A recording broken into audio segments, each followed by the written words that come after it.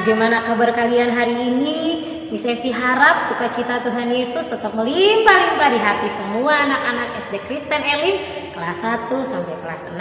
Nah, sebelum kita mulai pembelajaran kita renungan bersama, kita nyanyikan pujian kita, Ku bersyukur Bapa buat kasih setiamu.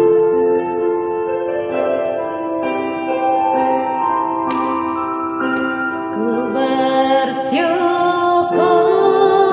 Bapa, ku bersyukur Tuhan buat kasih setiamu di dalam hidupku. Ku bersyukur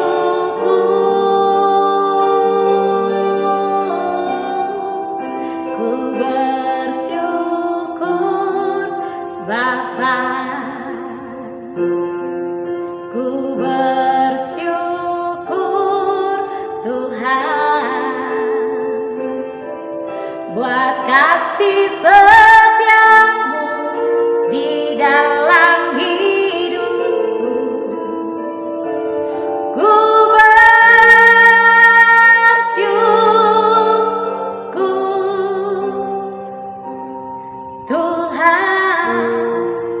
Kita berdoa, Tuhan terima kasih, kami bersyukur untuk segala hal yang Tuhan buat atas kami.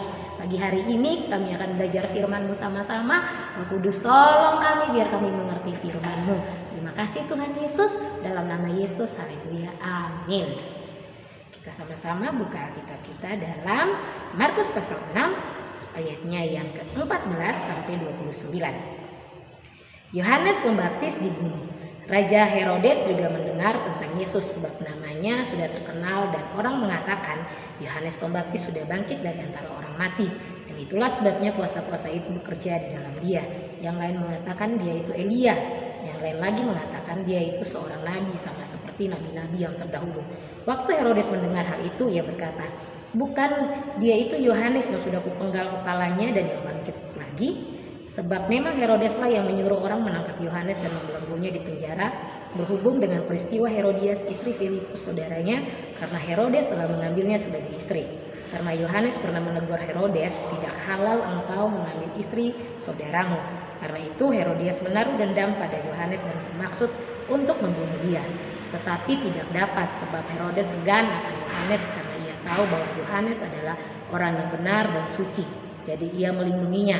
Tapi apabila ia mendengar Yohanes, hatinya selalu terombang-ambing, namun ia merasa senang juga mendengarkan dia.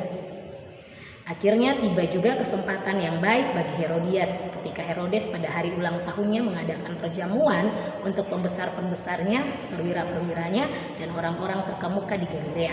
Pada waktu itu anak perempuan Herodias tampil lalu menari dan ia menyukakan hati Herodes dan tamu-tamunya.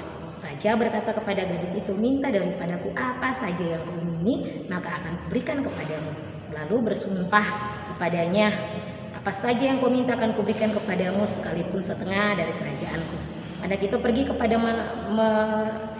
dan menanyakan ibunya, apa yang harus kuminta?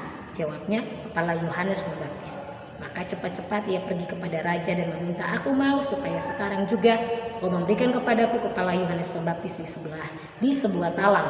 Lalu sangat sedihlah hati raja, tetapi karena sumpahnya dan karena tamu-tamunya ia tidak mau menolaknya. Raja segera menyuruh seorang pengawal dengan perintah supaya mengambil kepala Yohanes itu. Orang itu pergi dan memenggal kepala Yohanes di penjara. Ia membawa kepala itu di dalam sebuah talam dan memberikannya kepada gadis itu, dan gadis itu memberikannya pula kepada ibunya. Ketika murid-murid Yohanes mendengar hal itu, mereka datang dan mengambil mayatnya lalu membaringkannya dalam kubur. Wah, anak-anak, waktu kita baca ayat-ayat ini, kita menemukan ada satu kisah yang sangat menyedihkan juga mengerikan. Karena Yohanes Pembaptis dipenggal kepalanya hanya karena masalah sepele. Dia menegur Herodes karena Herodes mengambil Herodias menjadi istrinya, padahal itu adalah istri saudaranya. Anak-anak, yang mau kita pelajari hari ini dari cerita firman Tuhan ini adalah ketika kamu ditegur. Anak-anak, ada dua macam sifat sikap kita ketika kita ditegur, yaitu kita menerima dengan baik dan kita menolak teguran. Nah, kalau kita menolak teguran, akhirnya yang terjadi adalah yang pertama, kita menjadi marah. Waktu Yohanes menegur Raja Herodes menjadi marah dan akhirnya memasukkan Yohanes ke dalam penjara. Akibat dari kemarahan Raja Herodes yang kedua adalah dia mulai membenci Yohanes. Begitu juga dengan istrinya Herodias. Akhirnya Herodias merencanakan untuk membunuh Yohanes dengan meminta kepalanya Yohanes di sebuah talam. Anak-anak tahu bahwa seringkali ketika ditegur, kita seringkali kalau ditegur mama, papa, atau bapak, ibu guru, yang kita sering lakukan adalah yang negatif. Kadang-kadang seperti yang dilakukan Herodes, yang pertama marah, yang kedua benci, kesel. Ya cuman kesel nggak apa, tapi yang dilakukan oleh Herodes di sini adalah, dan Herodias di sini adalah kekesalan yang mengakibatkan mereka ingin membunuh Yohanes Pembaptis, dan akhirnya Yohanes Pembaptis pun dibunuh. Padahal Yohanes Pembaptis nggak salah, hanya karena dia tegurannya kepada Herodes seperti itu membuat Herodes menjadi sangat marah. Tapi ada teguran yang positif bagi kita adalah, anak-anak harus belajar juga ini. Ketika kamu ditegur, yang pertama adalah kamu harus berubah. Kalau teguran itu baik buatmu, apa itu? Berubahlah. Ketika dibilang jangan nakal ya, berubah. Ketika dibilang ayo rajin belajar, kalau kamu nggak belajar nanti nilaimu jelek, berubah. Oh iya, mama tegur karena mama sayang. Oh iya, guruku menegurku karena guruku peduli sama aku, bukan karena marah atau benci. Itu kalau itu yang ada di dalam pikiran kita, di dalam hati kita, maka kita akan mau untuk berubah. Dan itu sikap yang sangat positif yang bisa kita lakukan ketika kita mendapat teguran. Yang kedua, ketika kita ditegur, yang pertama kita berubah, yang kedua kita mau mengakui kesalahan kita. Itu sangat penting anak-anak. Kalau sudah salah dibilang, jangan bilang, aku nggak salah kok, temanku yang salah. Belajar untuk mengakui kesalahan. Dengan begitu, teguran yang datang sama kita akan menjadi berkat buat kita, akan membuat kita semakin hari semakin dewasa, akan membuat kita semakin hari semakin bertumbuh dengan baik di dalam Tuhan. Nah, Miss Evi harap anak-anak SD Kristen Elim punyalah sikap yang positif ketika kamu ditegur. Jangan negatif kayak Herodes dan Herodias. Yang mereka lakukan adalah marah dan akhirnya membenci, dan akibatnya mereka ingin membunuh Yohanes sampai kepalanya dipenggal. Tapi ketika teguran itu datang dan kita terima dengan baik, kita mau berubah, kita nggak mengulangi lagi, maka teguran itu akan membuat kita mempunyai masa depan yang luar biasa ketika kita menyikapinya dengan baik.